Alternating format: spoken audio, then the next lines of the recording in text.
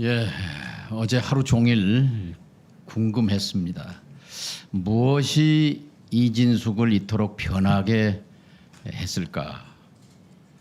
아끼고 사랑했던 후배 기자를 저토록 변질시킨 괴물의 실체는 무엇일까 궁금했습니다.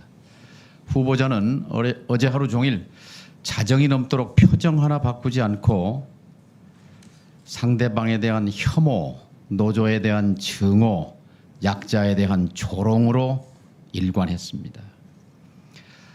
후보자는 평기자였을 때 약소국 민중에 대한 연민을 표현하기도 했고, 그리고 정권의 방송장악 기도에 맞서서 MBC 노조를 지키기 위해서 맨 앞장에 서서 결기 있게 투쟁한 기자였습니다. 그러던 사람이 언제부턴가 180도 달라졌습니다. MBC 노조를 지키려고 단식 투쟁까지 불사했던 후보자가 돌연 노조를 비난하고 노조를 파괴하는 흉기로 돌변한 것입니다. 그 사유와 그 시기가 궁금했습니다. 언제부턴가? 돌이켜보니 14년 전 2010년 3월이 전환점이었습니다. 2010년 3월. 잘 아시겠죠? 이명박 정부가 낙하산으로 내려꽂은 김재철 사장이 당시 워싱턴 특파원에서 돌아와서 부장 보직도 못 받고 국제부에 근무하고 있던 이진숙 후보자를 홍보국장으로 전격 발탁하고 본부장으로 승진시키고 승승장구의 길을 걷게 했습니다. 그때부터 달라졌습니다.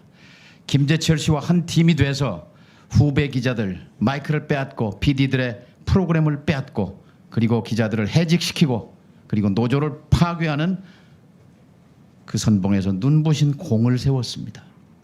그때부터 이진숙은 언론인이 아니었습니다. 그때부터 이진숙은 언론의 파괴자였습니다. 그 공로로 이어서 다른 기자들은 한 번 가기도 힘든 불가능한 워싱턴에 두 번째로 지사장으로 부임합니다. 그리고 보도본부장으로 또 영전합니다. 그러면서 드디어 MBC 들어와서 마지막 최고봉 서울 MBC 사장 자리에 도전합니다. 그러나 실패했습니다. 최초의 좌절입니다. 그리고 대전 MBC 사장으로 갑니다. 그리고 1년에 100번 넘게 서울 출장을 옵니다. 법카를 흥청망청 씁니다. 그 이유를 본인은 광고주를 만나서 광고를 따고 업체 협찬을 받으려고 영업활동한 것이라고 주장했습니다. 그런데 어젯밤 MBC 내부의 핵심 간부로부터 장문의 제보를 받았습니다. 후보자가 얘기한 것은 다 거짓이라고. 후보자가 광고주와 만나 광고를 땄다는 것 새빨간 거짓말이라고. 광고 딴 것 있으면 청문회에서 당당하게 얘기해보라고. 그리고 업체 협찬 받은 것 3년간 2건 있었다고. 8.15 음악회, 코이카 무슨 전시회 등. 이 간부는 후보자가 서울에 와서 집중적으로 만난 사람들은 방송문화진흥회 이사장 이사들이었다고. 여권 이사 6명이었다고. 고영주 이사장, 김문환 이사장, 차기환 이사, 박천일 이사, 김광동 이사 잘 알 겁니다. 이분들은 MBC 주식 70%를 갖고 있는 박문진의 핵심 인사들로서 MBC의 감독권, 인사권을 갖고 있습니다. 이분들을 상대로 청탁, 로비를 한 것이 분명하다고 이 제보자는 말하고 있습니다. 그리고 그들과 함께 자주 갔던 서울 강남 청담동 오마카세 일식당도 얘기해 주었습니다. 이 사람들을 접대하면서 선물도 주고 그 이상의 것도 전달했다는 것을 이분은 얘기했습니다. 이 위원회는 수사권이 없습니다. 그러나 후보자의 행위가 법률을 위반한 것인지에 대해서 검토할 필요가 있습니다. 결국 후보자의 변신의 배경과 이유는 그 원동력은 결국 권력욕, 출세욕이었습니다. 인간은 누구나 출세욕과 권력욕이 있습니다. 명예욕이 있습니다. 하지만 절제와 금도가 있는 법입니다. 링컨 어록에 이런 말이 나옵니다. 한 인격을 시험해 보려면 권력을 주어봐라. 시험해 보기에는 방통위원장의 권력을 이진숙 후보자에게 주기에는 너무나 위험합니다. 사고방식과 세계관이 너무 위험합니다. 본인은 극우가 아니라고 말하지만 한국 극우의 공통된 특징은 모조리 다 갖추었습니다. 5.18을 폭도라고 폄하하는 글에 공감을 표시하고 세월호를 폄하하고 이태원 참사 기획서를 흘리고 상대방에 대해 딱지를 붙이고 자 1980년 한국 언론은 군부에 의해서 파괴됐습니다. MBC는 장악됐습니다. 이제 MBC 내부자 출신 이진숙에 의해 장악될 운명입니다. MBC 구성원들은 지금 떨고 있습니다. 이진숙이 임명되는 순간 방문진 이사를 갈아치울 것이고 딱 하나 질문하겠습니다. MBC 사장 바꿀 생각입니까? 저는 직접적으로 MBC 사장 선임과 관련이 그 대답 없습니다. 나올 줄 알았습니다. 자, 지금이라도 본인 이진숙 A 바그다드 종군 기자로서의 명예 그것을 사랑한다면 방통위원장 자리는 이진숙 후보자에게 맞지 않습니다. 언론의 파괴자가 그 자리에 가는 것은 맞지 않습니다. 어제 저는 괴벨스 얘기를 꺼냈습니다. 그냥 한 얘기가 아닙니다. 우리는 지금 한국의 괴벨스를 눈앞에 볼지도 모릅니다. 저는 마지막 명예를 지키기 위해 숙고하시기 바랍니다. 아까 황정아 의원께 사과하지 않았습니다. 5.18 폭도 선동 거기에 공감을 표시한 데 대해 답변이 손가락 운동을 조심하겠다. 이것은 황정아 의원에 대한 조롱을 넘어서 모욕을 넘어 이 위원회를 모욕한 것이고 5.18 희생자 광주 시민을 조롱하고 모욕한 것입니다. 당장 취소하십시오. 취소하겠습니까? 정 위원님, 취소하겠습니까? 저는 5.18에 저기요, 대해서 잠깐만요. 죄송합니다. 취소할 적 용의가 없습니다. 있어요? 정동영 의장님 잠깐만 멈춰 주십시오. 후보자 정동영 선배님이 뭡니까? 제가 말 실수했습니다. 죄송합니다. 예. 정동영 위원님이라고 의원님이라고 얘기했던 것 같은데 잠시 착오했습니다. 아니 선배님 여기 그런 자리 아닙니다. 조심하십시오. 죄송합니다. 예. 예, 저기 다시 하십시오. 다시. 5.18 희생자들에 대해 머리 숙여 사죄하십시오. 손가락 운동이 뭡니까? 손가락 운동을 조심한다. 5.18 희생의 무게가 손가락 운동만큼의 무게입니까? 그 내용하고 좋아요 표시한 것하고는 전혀 아무리 상관없습니다. 강변해도 손가락 운동이라는 말에 공감할 국민은 없습니다. 그 용어에 대해서 사과드립니다. 취소하십시오. 취소하고 사과하십시오. 취소하고 사과드립니다. 또 하나 이용마 기자의 죽음에 대해서 억울한 죽음에 대해서 어제 김재철 씨가 사죄한다고 말했습니다. 입술로 사죄한 것이지만 그래도 다행이었습니다. 조문은 가지 않았습니다. 이용마 기자를 해고할 때 박성재, 최승호 6명의 기자 PD를 해고했습니다. 그때 김재철 씨와 한 팀이었습니다.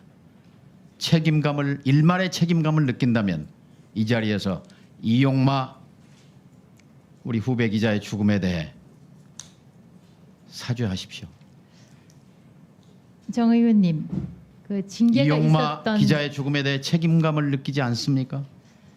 그렇게 연결시키는 것은 정말 그 부분에 대해서는 사죄할 생각이 죽음에 없습니까? 대해서는 안타깝게 생각하지만 안타까워요?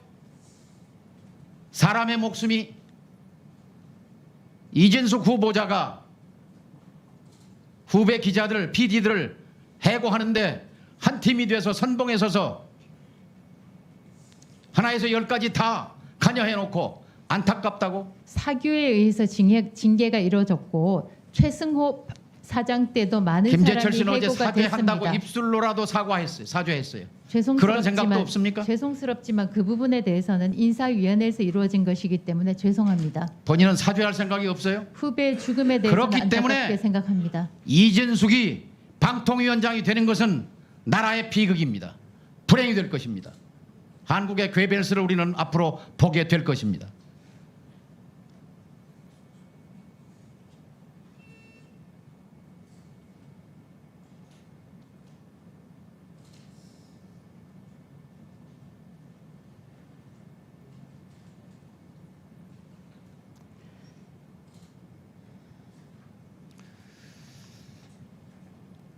저는 오히려 괴벨스라는 용어를 저에 자, 대해서 쓰신 부분에 대해서 김우영 정말 의원님, 유감스럽습니다. 네, 답변 요구하지 않으셨습니다. 김우영 의원님 질의하십시오. 로 돌아갑니다. 한덕수 국무총리가 답변을 위해 자리에서 일어나 앞으로 나와 의원실 국회의장에게 인사를 한 후 답변자석에 섰습니다. 안녕하십니까. 네. 대통령께서는 입만 열면 반국가 세력 척결을 강조합니다. 2024년 지금은 반국가 세력 척결을 말할 것이 아니라 국민 통합을 강조해야 할 때입니다. 사실 진짜 반국가 세력은 대한민국 헌법을 부정하는 세력입니다.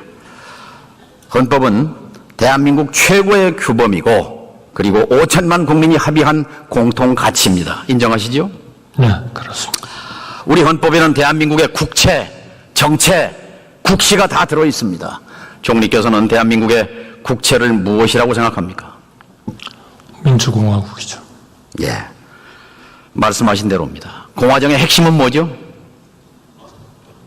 그거를 정체로 보느냐, 국채로 보느냐 하는 논쟁은 상당히 있습니다만 핵심이 뭐죠? 저는 기본적으로 모든 국민들이 다 같이 잘 서로를 위하면서 산다. 그런 개념. 국채는 나라의 주인이 예. 왕이면 왕국이고 국민이면 공화국입니다. 공화국의 핵심은 입법, 행정, 사법, 삼권 분립의 조화와 균형입니다. 총리는 자유민주주의를 매우 강조하시는데 자유민주주의의 3대 핵심, 한 3가지 정도 핵심을 얘기해 보십시오.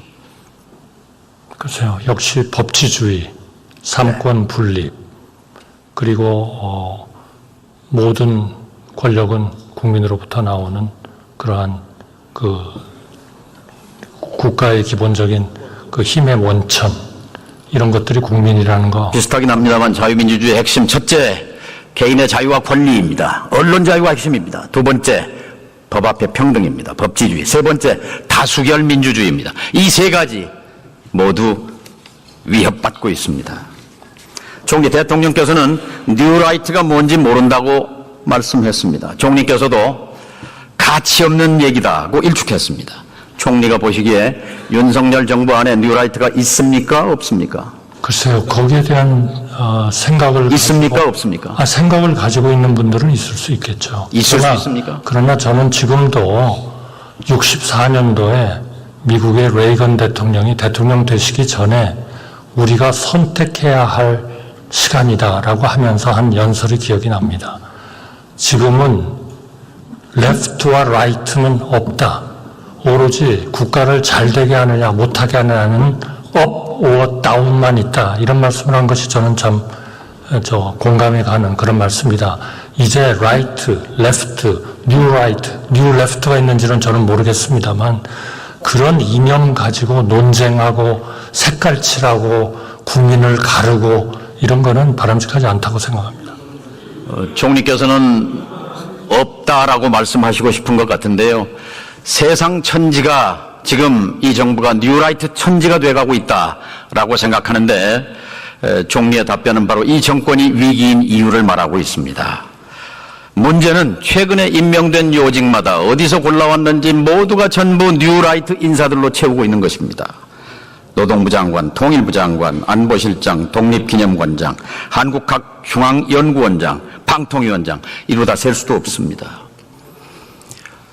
총리와 저는 깊은 인연이 있습니다. 제가 노무현 정부에서 NSC 국가안보회의 위원장으로 일할 때 총리께서는 국무조정실장으로 여기 참여하셨습니다. 네, 그렇습니다. 노무현 정부의 국정 철학을 누구보다 잘 이해했고 앞장섰던 분입니다.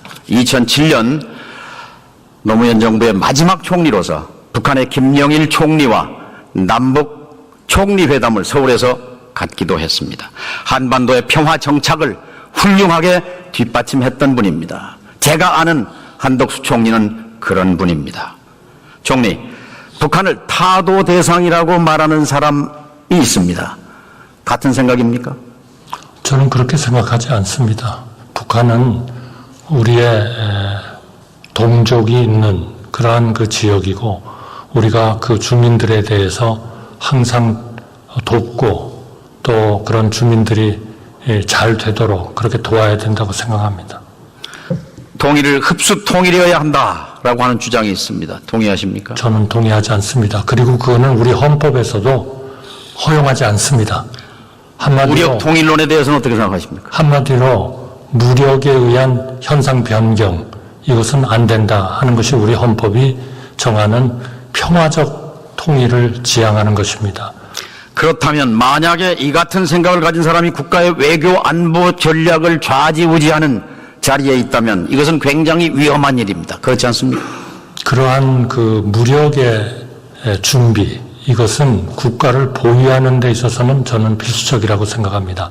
왜냐하면 현재 북한의 김정은이 남쪽을 적이라고 규정하고 있고 통일을 하지 않겠다고 얘기하고 있고 하기 때문에 그렇게 우리 의원님이 통일부 장관을 노무현 정부에서 하시면서 NSC의 위원장으로서 미국에 가셔서 협상도 많이 하시고 한 거를 제가 잘 알고 있습니다. 그러나 기본적으로 그러한 북한의 준비 또 우리의 대화에 대해서 응하지 않고 핵 문제에 대해서 전혀 진전이 없고 이런 상황에서는 그러한 일들이 대화에 응할 때까지는 우리가 강력한 자강, 그러한 힘을 우리가 갖추지 않으면 국가를 보유할 수 없다. 저는 그렇게 생각합니다. 좋은 말입니다. 그렇게 그런데요. 준비하는 것이 남북 간의 하나의 그런 대결을 오히려 완화시키는 그런 쪽으로 작동할 수도 있다. 그렇게 생각합니다. 이 사람은 지난번 대선을 대한민국 세력과 반국가 세력의 대결이다 이렇게 주장합니다. 동의하십니까? 그렇다고 생각합니다. 왜냐하면 반국가 세력이라는 게 결국 대한민국의 정체성. 그렇다고 생각한다고요? 자유민주주의 이런 거를 부정하는 분들 아니겠습니까? 그러니까 국내적인 선거 자체가 그러한 세력 간의 투쟁이다 이렇게 보기는 어렵지만 우리가 항상 염두에 둬야 되는 것은 대한민국의 정체성을 부정하는 그런 분들에 대해서 경계심을 가져야 된다 하는 그런 우리의 준비는 있어야 된다. 반국가 세력은 야당이었습니까? 아닙니다. 특정 지칭을 하는 것은 아니라고 생각합니다. 반국가적인 행위, 그런 행위를 하는 분들을 지칭하지 않을까 생각합니다. 예를 들면 최근에 우리의 군사에 대한 정보 이런 것들을 적국에 넘긴다든지 하는 이런 일들을 하는 사람들은 분명히 그러한 그 반국가 세력에 속하는 분들이라고 생각합니다. 총리, 중일마라고 하는 말을 들어보셨습니까? 네, 들었고요. 그래서 제가 어제 죄송합니다.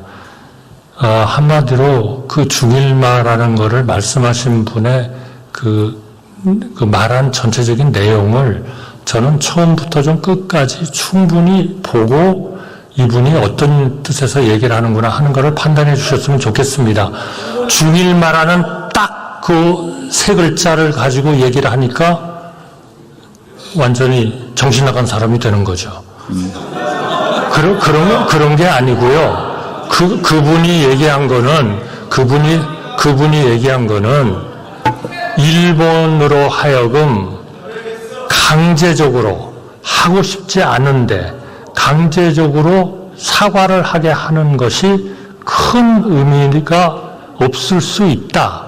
그러니까 미래를 보고 한일 간의 관계를 더 발전을 시켜서 일본이 우리 의원님 잘 아시는 DJ 오부치 같은 그런 기회에 그렇게 사과를 할 수 있게 하는 것이 더 의미가 있는 거 아니냐. 처음부터 끝까지 그분이 한 얘기를 읽어보시면 아마 의원님도 그 이해하실 겁니다. 그렇게 돼 있습니다. 그런데 그거를 딱 중일마, 세 글자를 가지고 판단을 하니까 이게 그냥 이상한 해석이 돼버리는 거죠. 저는 그렇게 믿습니다. 그런데 이 사람은 누구입니까? 그분은 또 그런 사람입니다. 제가 이름을 거명하지는 않겠습니다. 어느 직책에 있는 사람입니까? 죄송합니다. 제가 이름을 거명하지는 않겠습니다. 그 사람의 이름을 입에 올리시는 것이 그렇게 어렵습니까? 아닙니다. 의원님께서 이미 다 아시리라고 생각이 들기 때문에 어느 직책에 있는 사람입니까? 뭐 직책을 제가 얘기할 필요가 없겠습니다. 이미 다 아시니까요, 의원님께서.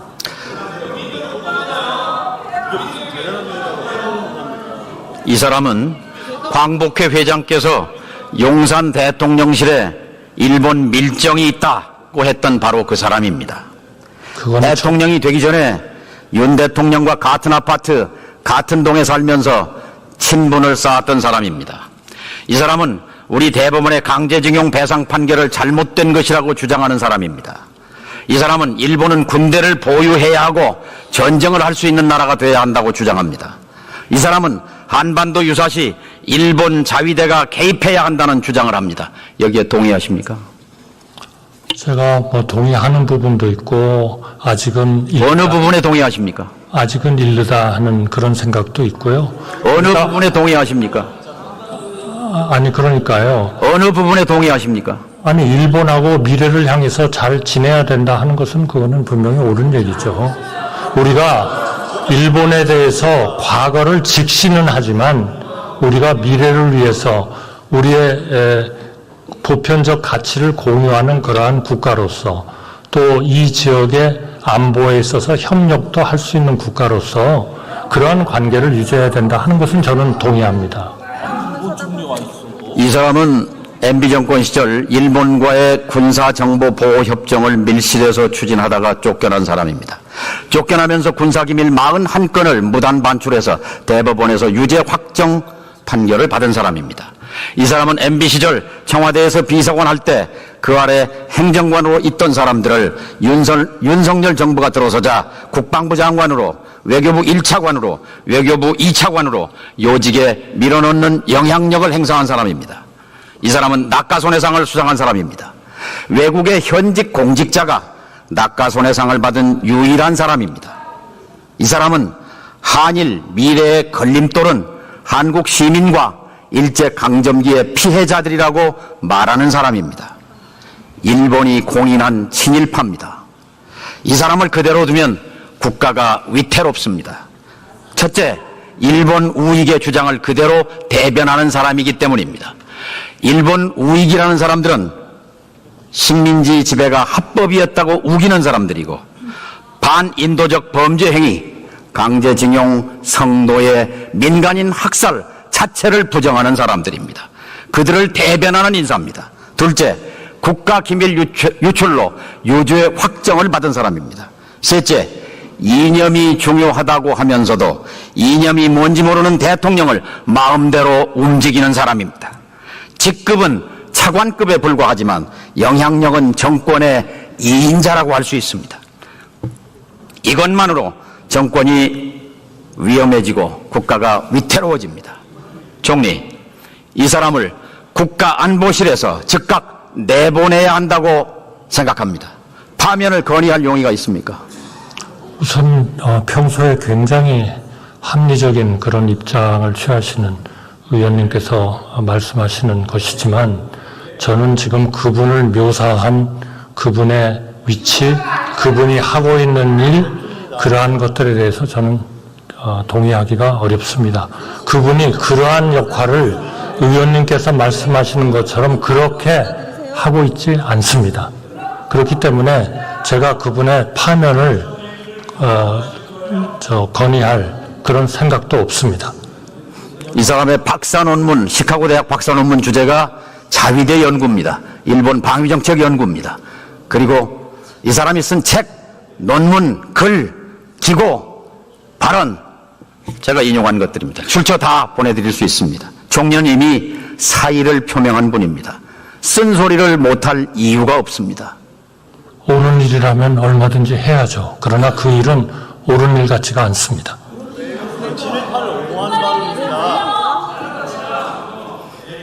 총리께서는 노무현 정부의 마지막 총리였고 이 정부의 첫 총리입니다. 본인은 어제 이 자리에서 나는 변하지 않았다라고 말했습니다. 노무현 정부 마지막 총리로서 그 소신을 지금 일말이라도 갖고 있다면 이 정부의 성공을 위해서도 답답한 국민을 위해서 쓴소리하는 총리가 되시기 바랍니다. 들어가십시오. 저를 위해서 누구보다도 아끼시는 우리 의원님이시기 때문에 충고를 잘 듣고 가겠습니다. 한덕수 국무총리가 답변을 마치고 우원식 국회의장, 이하경 국회 부의장 존경하는 국민 여러분, 자리로 돌아갑니다. 대한민국 민주공화국 시민들은 지난 4월 총선에서 윤석열 대통령에게 국정기조를 바꾸라고 명령했습니다. 제일 중요한 것은 이념이 아니라 민생이라고 명령했습니다. 한국 사회의 중요한 것은 반국가 세력 척결이 아니라 국민 통합이라고 명령했습니다. 민주공화국의 주권자들은 뉴라이트 같은 철진한 극우 이념을 버리고 민주화 이후 역대 정권들이 지켜온 평화의 철학, 공존의 철학으로 돌아갈 것을 명령했습니다. 이제 반환점입니다. 윤 대통령도 성공한 대통령이 되고 싶을 것입니다. 그러기 위해 쓴소리가 필요합니다. 쓴소리하는 총리가 되시기 바랍니다. 국정기조를 바꾸지 않는 한 성공은 불가능합니다. 국정기조를 바꾸라고 쓴소리하시기 바랍니다. 경청해 주셔서 감사합니다. 더불어민주당 정경영 의원이 발언을 마치고 연단에서 내려와 이하경 국회 부의장에게 인사를 한 후 자리로 돌아갑니다. 정동영 의원 수고하셨습니다. 다음 이진숙 후보자 후보자와는 MBC에서 함께 일했던 경험이 있습니다. 아끼고 사랑하는 후배 기자였습니다. 그래서 이 자리가 몹시 거북합니다. 이진숙이라는 이름을 세상에 알린 것은 크게 두 차례입니다. 한 번은 바그다드에서 종군 기자로 활약할 때입니다. 그리고 두 번째는 이명박 정부 시절 MBC 후배 기자들을 유배 보내고 노조를 탄압했던 방송 장악의 선봉대가 됐을 때 이름이 널리 알려졌습니다. 이 두 가지 얼굴, 그 중에 어떤 것이 이진숙의 본질인가 저는 혼란스럽습니다. 후보자는 5.18을 폭도들의 선동에 의해서 일어난 사태라는 글에 대해서 공감을 표시했습니다. 후보자 개인은 장관급 공직자 후보로서 가치관과 세계관, 역사관이 굉장히 중요합니다. 국민이 알 권리가 있습니다. 5.18 광주 민주화 운동을 마음속으로 긍정합니까? 우리나라 법에는 5.18을 민주화를 위한 본인의 생각을 묻습니다. 본인의 가치관을 묻습니다. 제가 그 본인의 마음속을 네. 묻습니다. 정선배라고 답변하십시오. 불렀던 그 정 위원님께 5.18에 말씀을 대해서 드리면 답변하십시오. 건건의 우리나라 민주화를 위해서 건건이 아니고 가치관, 역사관, 중요한 가치관을 우리나라 묻습니다. 민주화를 위해서 역할을 했던 사건이라고. 오늘 우리의 민주주의가 광주 시민의 학살의 피 위에 세워졌다는 것을 인정합니까? 인정합니까? 건건에 대해서 물어보시면 다른 분도 다른 건건이라는 건을 건 답변이 물어보시기 아니에요. 때문에 무성의하고 저는 무책임한 답변이에요. 자, 우리나라 법이 규정한 것을 준수하고 잠깐요. 있습니다. 윤석열 대통령이 헌법 전문에 5.18을 넣어야 한다고 했던 발언 동의합니까? 동의합니다. 동의해요? 작년 5.18 기념사 때 윤석열 대통령은 5.18은 헌법 정신 그 자체다 이렇게 말했습니다. 동의합니까?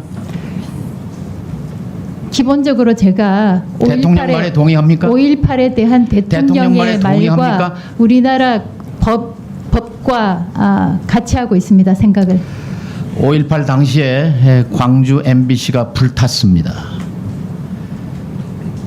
MBC 뉴스데스크가 광주 시민을 폭도라고 보도한 데 격분한 광주 시민들이 광주 MBC를 불태웠습니다. 역사는 인권과 민주주의를 짓밟은 신군부에 대해서 시민들의 정당한 저항권 행사라고 규정하고 광주 민주화 운동으로 규정했습니다. 나는 당시 광주에 내려가서 현장을 취재했던 기자였습니다. MBC 기자였습니다. 내가 보고 듣고 취재한 그리고 방송한 내용은 단 한 줄도 보도되지 않았습니다. MBC 보도국에서 아침 편집회의가 열렸습니다. 한 간부가 광주 시민을 폭도라고 표현한 것은 옳지 않다고 말했습니다. 토론이 벌어졌습니다. 며칠 뒤 그 간부는 계엄사에 끌려갔습니다. 그리고 감옥에 보내졌습니다. 그 간부는 노성대 부국장입니다. MBC의 역사에는 빛과 그림자가 있습니다.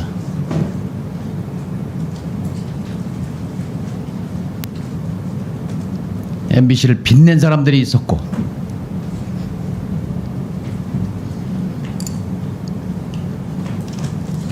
MBC를 부끄럽게 한 내부자들이 있었습니다. 지금 이진숙이라는 이름은 MBC 역사에 부끄러운 사람들 그 맨 꼭대기 위로 올라서고 있는 중입니다. 동의합니까? 동의하지 않습니다. 후보자는 이태원 참사에 대해서 긴 글을 적었습니다. 좌파는 선전선동에 강하다는 제목의 글입니다. 말미에 MBC가 청년들을 이태원으로 불러냈다고 적었습니다. 2년 전에 쓴 글입니다. 윤석열 대통령이 특정 세력에 의해서 유도되고 조작된 사건일 가능성이 있다. 이태원 참사가. 윤 대통령의 이런 발언에 대해서 동의하십니까? 임명권자인 윤석열 대통령의 생각에 대해서. 특정 발언에 대해서 피해가지 마시고 본인의 가치관과 역사관을 얘기하십시오. 아니면 특정 발언에 대해서 이태원 참사 희생자들과 유족에게 부적절하다고 생각합니다. 사죄하십시오. 저는 이태원 참사가 기획되었다고 이야기한 적이 한 번도 없습니다. 자, 후보자는 언론의 자유가 무엇이라고 생각합니까? 됐습니다. 언론의 자유는 권력을 비판할 자유를 말합니다. 권력을 비판하지 못하는 언론은 언론 자유가 없는 것입니다. 국민의 알 권리라는 것은 힘없는 사람들의 사사로운 일상을 들추는 권리가 아니라 힘있는 권력자들의 일거수일투족을 비판하고 감시하는 국민이 알 권리는 거기에 있습니다. 동의합니까? 동의합니다만 시간을 주신다면. 자, 혹시 괴벨스라는 이름을 아십니까? 압니다. 이렇게 말했습니다. 방송은 다른 누구의 것도 아닌 바로 우리의 것이다. 우리는 방송이 우리 이념에 복무하도록 할 것이다. 그리고 어떤 다른 이념도 발언하게 하지 않을 것이다. 언론은 정부의 손안에 든 피아노여야 한다. 연주는 정부가 해야 한다. 괴벨스의 이런 발언에 대해 혐오하십니까? 지금 제가 적절한 답변을 받지 못하고 있는 제가 바로 그 희생양이 되고 있는 것 같습니다. 괴벨스의 이 발언을 혐오하십니까? 혐오합니다. 혐오해요. 자, 괴벨스는 600만 유대인을 학살로 몰아넣은 주범이고 수천만 인류를 희생시킨 최악의 위험한 인물이었습니다. 지금 이준숙이라는 인물은 굉장히 위험합니다. 그의 사고방식이, 세계관이, 가치관이, 5.18에 대한 인식이. 자, 추가 질의하시죠. 네, 추가 질의하시기 바랍니다. 다음으로 한민수 위원님 질의해 주십시오. 예, 국가 운영을 이런 식으로 하면 안 됩니다. 이상인 직무대행, 어제 청문회 안 나왔어요. 그러더니 오늘 사표 냈습니다. 상식에 벗어납니다. 방송통신위원회는 국가의 중요한 제도입니다. 제도적 자원인데요. 이런 식으로 상식을 벗어난 운영 곤란합니다. 이동관 위원장 임명했다가 탄핵 발의되니까 사퇴, 또 김홍일 위원장 또 사퇴, 이상인 직무대행 사퇴. 그 다음은 누굽니까? 자, 지금 청문회 과정을 보면 우리 이진숙 후보자는 임명권자가 임명하더라도 탄핵이 발의될 가능성이 매우 높습니다. 묻습니다. 탄핵이 발의되면 다른 사람처럼 즉각 사퇴할 것입니까? 본인의 의지는 어떤 겁니까? 가정적인 상황이기 때문에 제가 답변할 수 없습니다. 탄핵이 발의되면 사퇴할 가능성이 높지요? 용산과 조율하겠습니까? 가정적인 상황이기 때문에 답변하기. MBC 사장은 공직입니까? MBC는 상법상 주식회사지만 공영방송, 법적인 용어는 아니지만 공영방송이기 때문에 공직에 준하는 위중성을 가지고 있다고 생각합니다. 공직에 준하는 위중성, 중대성. 중요함. 사실상의 공직입니다. 특히 MBC는 공중파 방송입니다. 공중파는 국민 모두의 것입니다. 공중의 것입니다. 공중의 재산을 사용하기 때문에 그렇습니다. 또 언론은 공기입니다. 그래서 공직입니다. 사실상의 공직입니다. 또 있습니다. MBC의 소유자는 누구죠? 소유권자는 대주주가? 대주주는 방송문화진흥회, 소주주는 정수장학입니다. 방송문화진흥회는 언제 만들어졌죠? 1980년에 만들어 1980년입니까? 방송문화진흥회법이 몇 년도에 만들어졌어요? 제가 그 정확하게 기억을 못하겠습니다. 방송문화진흥회는 6월 항쟁의 산물입니다. 87년. 예, 죄송합니다. 88년 12월 26일 방송문화진흥회는 입법자들에 의해 만들어졌습니다. 여소야대 국회에서 독재 권력이 사유화했던 땡전 뉴스를 했던 MBC를 그 독재자의 품에서 떼어내서 국민들에게 돌려준 것이 방송문화진흥회법입니다. KBS가 보유하고 있던 주식 70%를 박문진에 이관하면서 법이 발효됩니다. 자, 박문진이 소유한 MBC와 그 이전의 MBC는 다릅니다. MBC는 이제 공영방송입니다. 광고 수익으로 운영되는 것이 형태는 다르지만 국민의 것이라는 것, 공익에 봉사한다는 것, 소유 구조가 국회가 만든 법률에 의해서 만들어진 박문진이 소유하고 있다는 것. 공직입니다. 공직. 공직관을 묻겠습니다. 공직자 윤리의 핵심은 무엇입니까? 국민을 위해 봉사하고 국익을 위해 봉사한다는 것으로 청렴입니다. 알고 있습니다. 청렴입니다. 공직사회가 혼탁해지고 막지 않으면 사회의 기강이 무너집니다. 그래서 공직은 엄정한 것입니다. 공직 윤리를 갖지 않으면 공직을 해서는 안 됩니다. 어제, 그제, 이틀 동안 여야 의원 모두 후보자의 도덕성을 검증했습니다. 국민들이 판단할 것입니다. 하도 빵에 대한 질문이 많이 나와서 그때마다 참 웃음이 나기도 했습니다만 아무튼 이해불능입니다. 자, 기신정 불령 이행 공자 말씀이에요. 몸을 바르게 행하면 법으로 강제하지 않아도 다 따르게 돼 있다라는 거예요. 그래서 공직자 처신이 중요한 겁니다. 그런데 후보자에게서 보여지는 것은 공사 구분이 없습니다.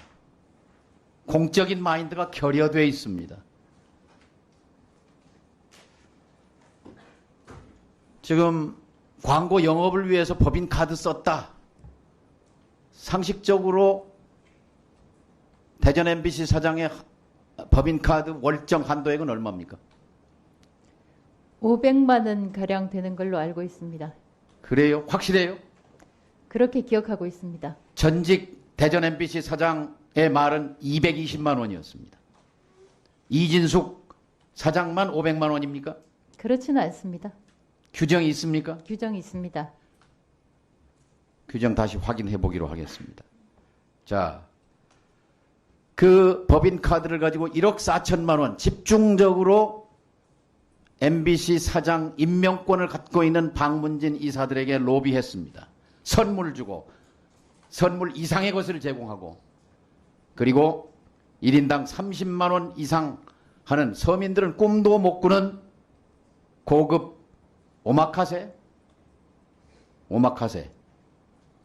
흥청망청 법인카드를 유용한 그것이 바로 공적 마인드가 없다는 저는 증거라고 생각합니다. 존경하는 이혜민 의원이 어제 질문하신 중에 생활기록 카드 사적인 내용이라고 개인정보라고 말할지 모르지만 중학교 때 선생님이 연속으로 준법 정신이 결여돼 있다라고 지적한 것과 공사 구분이 없다라는 것과 저는 오버랩됩니다. 그리고 헌법에 보장된 노동 3권을 그렇게 쉽게 파괴할 수 있습니까? 자신을 부정해가면서 이진숙 A를 부정하면서 이진숙 B로 다시 태어나서 노조를 만들 권리, 교섭할 권리, 단체 행동 파업할 권리를 철저히 부정하고 노조를 파괴한 후보자의 행태야말로 방통위원장으로 자격이 없습니다. 인정합니까? 인정하지 않습니다. 노조 만들 권리 수고하셨습니다. 파괴한 적 없습니다. 다음은 최수진 의원 질의해 주십시오. 네. 사상 유례 없이 3일을 정동영 위원님 말씀하십시오. 김우영 의원께서 부적절한 표현과 욕설에 대해서 사과한 것은 아주 잘했습니다. 김태규 직무대행 증인 사과하십시오. 왜냐하면 방송통신규제기관의 장은 교양인이어야 합니다. 지성인까지는 아니어도 최소한의 상식은 갖춰야 합니다. 방송통신위원장 역대 정부가 임명한 위원장 가운데 비록 직무대행이지만 김태규 증인 같은 사람을 국회에서 만난 건 내가 정치한 이후에 처음이에요. 어떻게 저런 인물이 그런 인품과 품격과 품위를 갖고 감히 장관급 방통위 직무대행이라니 부끄러운 줄 아세요? 내가 들었어요. 김태규 증인이 욕설하는 것을 국회에 대한 모욕이에요. 얼마나 국회에 대해서 적대적이고 증오하면 이런 인도적인 비상 상황이 발생했는데 그건 최소한 보통 시민의 자세도 아니에요. 벗어났어요. 상식을 벗어나도 한참 벗어났어요. 사과하십시오. 정확하게 사과하지 않으면 국회가 모욕죄로 김태규 증인 지금 즉시 고발 조치해야 합니다. 사과하시겠습니까? 어떻게 국회에 국회 이게 뭐야? 국민이 5천만이 모일 수 없으니까 우리를 뽑아서 이 자리에 보낸 거예요. 증인이 욕한 것은 국민을 상대로 폭설, 모욕적인 발언, 욕설, 입에 담을 수 없는 공직자가 당장 사과하세요. 무릎 꿇고 사과해야 합니다. 있을 수 없는 일이에요. 국회 역사에 어떤 그런 욕설이 이 자리에서 있을 수 있어요. 답변 드릴까요? 답변이 아니고 사과하십시오. 답변이 아니에요. 내가 고치세요. 내 귀로 똑똑히 들었어요. 증인이 말한 것. 사실관계를 조금 정리를 해주셔야지 제가 그 부분에 대해서 말씀 좀 드릴 수 있을 것 같습니다. 절대 예, 그렇게 엉뚱하게 발뺌하지 말고 내 귀로 들었어요. 의원님 안 드립니다. 지금이 이럴 때예요.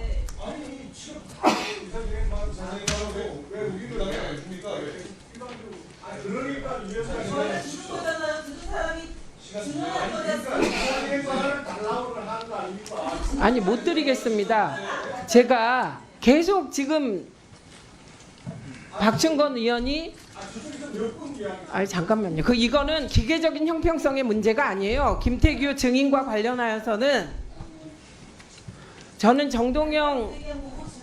정동영 위원님께서 말씀하시는 것으로 지금 모든 입장이 정리됐다고 생각합니다. 이 사안에 대하여 사과 받아야 될 거 아니에요? 여야의 문제가 아니에요. 아니 이거 시켜주세요. 아니 사과를 하지 마시고 이야기 들어보시죠. 이야기하셔야 돼요. 자, 드리지 않고요. 그 노종면 위원님 제안에 따라 모욕죄로 고발하도록 하겠습니다. 서류 준비해 주세요. 자, 물어보겠습니다. 김태규 증인. 예. 김태규 증인 예. 사과하실 생각이 있습니까? 입장 표명을 할 기회를 주시면 제 아니요. 말씀을 드리겠습니다. 예, 사과하실 의향이 있습니까? 잠깐 있어 보세요 좀. 네. 사과하실 의향이 있습니까? 사과를 하더라도 제가 진심으로 상황을 살펴서 사과를 드리는 게 맞지, 이런 상황에서 일방적으로 강요해서 이루어지는 사과는 바람직한 사과도 아니라고 생각합니다. 저는. 그리고 제가 이진수 위원장 인사청문회 때 3일째 날 자매가다 쓰러지고 못 봤으니까 다들 보지 않았어요? 그때는 119 왔어요. 그런 게 다 욕을 했냐고 누가. 위원장님 잠시 시간을 주시면 답변을 드리겠습니다. 지금까지 이게 답변할 사안이 아니에요. 사과할 사안이지. 그동안 방송인 감사하지 얼마나 했습니까? 제가 이거는 답변을 할 사안이 아닙니다. 사과를 할 사안이에요. 그래서 그런 자세라면 답변 시간을 드릴 수가 아니, 없습니다. 사과하십시오. 그렇게 일방적으로 이게 모든 일방적입니까? 조건을 빼고 사과를 하라면 제가 말씀드리기가 아니, 어려워지지 않습니까? 자, 그러니까 답변할 기회를 주시고 입장을 표명할 기회를 주시면은 제가 그 자, 부분에 대해서 노종면 입장 표명을 위원님. 하고. 노종면 위원님, 지금 류희림 위원장 부속실장이 연락이 안 된답니다. 류희림 위원장 맞습니까? 확인해 보겠습니다. 아니요. 지금 그 시간 보내면 안 되죠. 부속실장이 연락이 안 된다는 보고를 받았습니다. 이걸 무슨 확인을 합니까? 연락이 됩니까? 안 됩니까? 제가 지금 물어보겠습니다. 네, 지금 물어보세요. 기다리겠습니다. 지금 뭐 계속 연락